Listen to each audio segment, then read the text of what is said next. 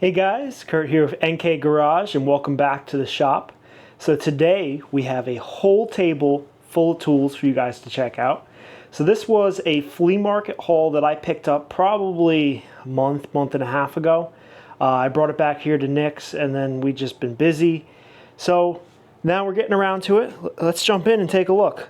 This was a really good day for me at the market. So I think we'll start off. This was one whole purchase right here. I got 19 Stanley 100 plus new old stock screwdrivers. And to make it 20 items, I picked up this Stanley Mighty Knife. So this is a little keychain, little utility knife. Just kind of a mini version of the standard knife. So I thought that was pretty cool. There's even some extra blades in here. Part number on that is the 10-139.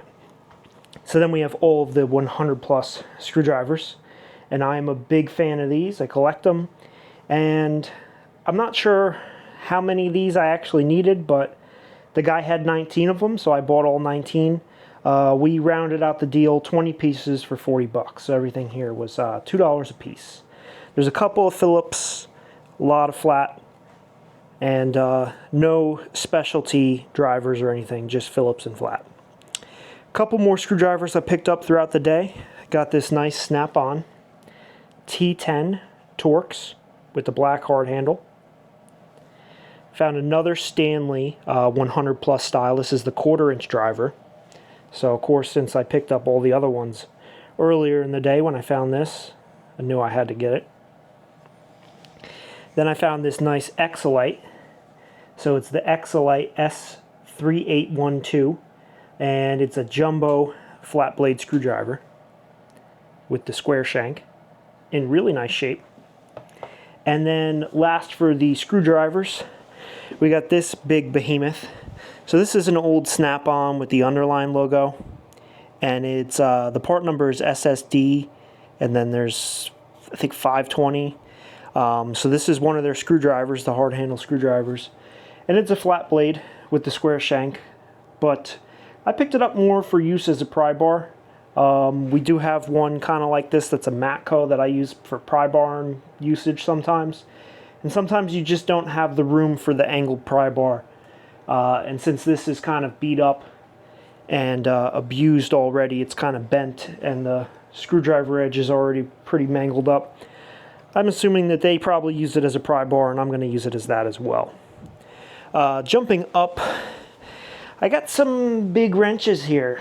So this caught my eye, and I said to the guy, how much do you want for this big wrench?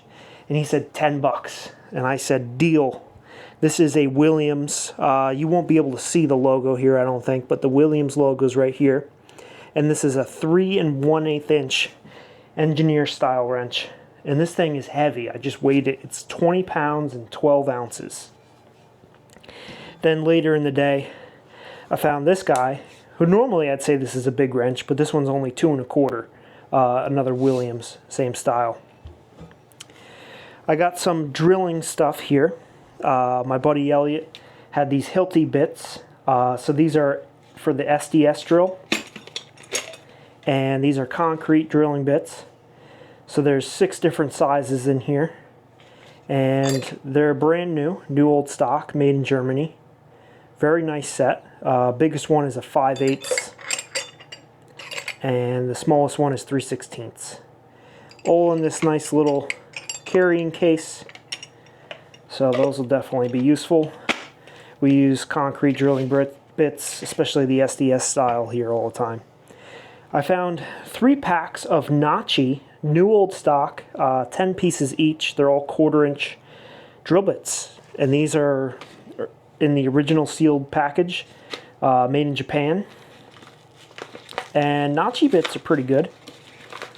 So I figured that's 30 brand new 1/4 inch bits, and you know, those are going to be really nice to have here in the shop. We have our drill index over there, so I figured I would put all these in there and have a nice set of 1/4 inch bits, because we use 1/4 inch quite often. And the old used bits we can just pass on and have some new ones. Got this Craftsman new old stock professional auto lock pliers set. with the original package. So these are the locking pliers. Their adjustable knob is here, kind of like a vice grip kind of thing. You can hold quarters both ways. They do say you can hold some quarters. Found this Craftsman set. Came with the vinyl pouch. Originally it was supposed to be a 12-piece set, but it looks like somebody took out everything under 5/8, used them somewhere, probably threw them in a toolkit or something, and never touched these. So we have the 5/8, 11/16, 3/4, 13/16, 7/8, and 1 inch. And they're practically like new old stock. Doesn't look like these things were used at all. Like I said, somebody probably bought this kit and left the bigger ones back at the house or something and just needed the smaller ones for something. Got some pipe wrenches here. This one here, 18-inch Lawson is right there. So those are made in Buffalo, New York. That's why I picked it up, besides the fact that it's an angled pipe wrench. Pretty cool old piece right there. Got this Craftsman 10-inch pipe wrench, and I've been trying to collect the old Craftsman ones, so on the back it's just marked guaranteed. 18-inch rigid standard pipe wrench. I got all 4 of these auto wrenches for $5. Originally I was just interested in these 2. So we have a old Ford USA auto wrench, and then this one is the Billings and Spencer Model G. So these were the ones that I was after, but the guy gave me all 4 of these for $5. These 2 are unbranded. We have a 9 and an 11-inch. Then we got 2 regular adjustable wrenches here. We've got the Blue Point 12-inch, made in USA. Snap-on Tools Corp, Kenosha, Wisconsin, black oxide. Got a 708 8-inch Proto Professional, chrome. Then we got 2 ratchets down here that I'm pretty excited about. So the first one is going to be quite the tool for you guys. So this is International, which is International Harvester. It's a 3/8 drive, flex head ratchet. Functions pretty well. And these are quite collectible and also quite rare. So I did some research. You can't find any of them on eBay, the flex heads, right now. There are sold listings. 2 were sold in the last 3 years. So that means there was only 2 put up in the last 3 years, and sale price on them was $300 a piece. So that was quite the find, I gotta say. Quite a cool ratchet. Apparently they didn't make a lot of them, and they're definitely extremely collectible. Next one here is Armstrong S91. Nice ratchet here, 1/2-inch drive. Knurled handle design. We got some hammers. So first one here is a fun one. Funny looking hammer. Hammer on this side. Socket wrench on this side. And this is marked in here, Germantown hammer wrench. And then on the other side we have Griffith Toolworks. Griffith Toolworks, Phila USA, patent pending. And then it has like a little pry bar down here. So a 3-in-1 tool. It's pretty cool. Wonder if that was used by like iron workers or something. You know, you got a dedicated size hammer to hammer your bolt through, pry bar to kind of move things. Maybe. 3 more hammers. This one is another sweet find. Marked Champion d'Armament there. And it has the original Champion d'Armament logo on here. So that's the original handle. Logo's a little bit beat up, but as expected. But you can see the original, their anvil logo. And it's a combination of just like a small tack hammer and cross peen hammer. Nice lightweight. Then I found some more of these Lixie brass hammers. The one on the left has the original handle, one on the right has been rehung. So we have the Lixie D model and the Lixie B model. Pretty nice. I think I'm up to 4 or 5 of these now at the flea market this summer. So kind of cool that they just started appearing, because I haven't seen them before this year. I got 2 breaker bars here. This one is a Blue Point. Then part number is UN101 USA, and the date code on here is 1985. Cool looking 1/2-inch drive breaker bar, black oxide style, with this kind of tapered handle.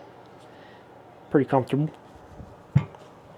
And then the sliding breaker bar is a Billings Lifetime USA, 1/2-inch drive. I'm gonna come back around the other side. Got a cool little bolt cutter up here. So this one must be an oldie. Boston, USA. Patent October, I think it says 18th or 19th. And I think that says 92. 1892. So I think it's from the late 1890s or early 1890s. Bulldog. Oil the joints and cutting edges. So they put the instructions right there on the casting. Pretty cool. Everything's labeled too, like the right jaw is labeled, the left jaw is labeled. You've got all this intricate design here in the casting work and everything. It's all adjustable at the joints and everything. So clearly, you know, tools back then were made not only for design, but also for ease of use and stuff, because even these parts are labeled left and right. Porter's New Easy, again labeled the right handle, size number 0 for 5/16 inch bolts. Pretty cool. You don't see stuff like this survive too often. The cutting edge is pretty beat up, but it's really not that bad. I'm sure it could probably be sharpened and adjusted. Got some tape measures here. 2 Klein Tools tape measures. This one here is a 25-foot magnetic style made in China, and this one here is a 25-foot made in USA. Then I got this pocket knife. This was $5, I remember that. And it is a Schrade USA LB7. Nice cutting edge on there, nice and sharp, not beat up. Wooden brass handle. Got this cool vise here. So this is an old Athol vise. It's model 704.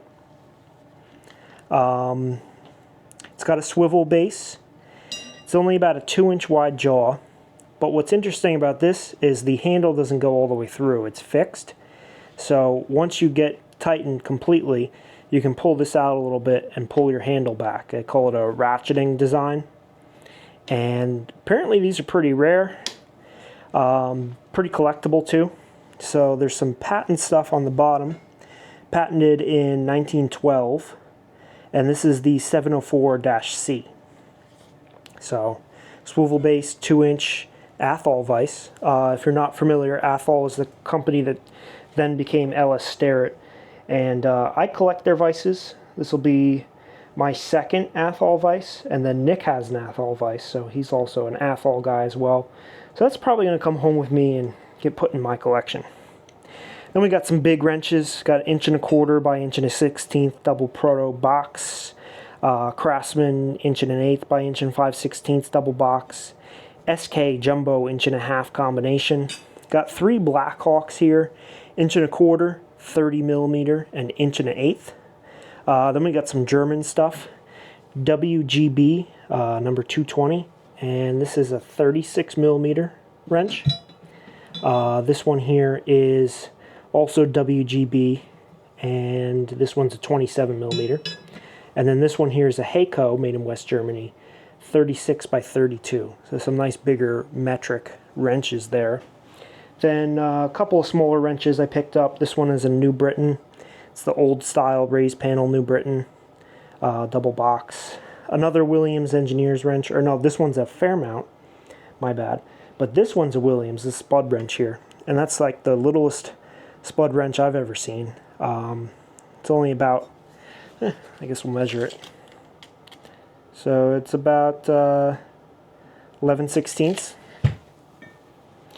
Bonnie, double-ended 12-point flare nut style wrench, Mac half-inch combination, and a Proto half-inch. And then I got 4 pairs of pliers. First one up is the LS Starrett. I picked one of these up earlier in the year. So it's the number 1-5.5. So it's a 5.5 inch, and it's supposed to be a wire cutting pliers. But I'm not sure if somebody modified this to make this little crimper or something.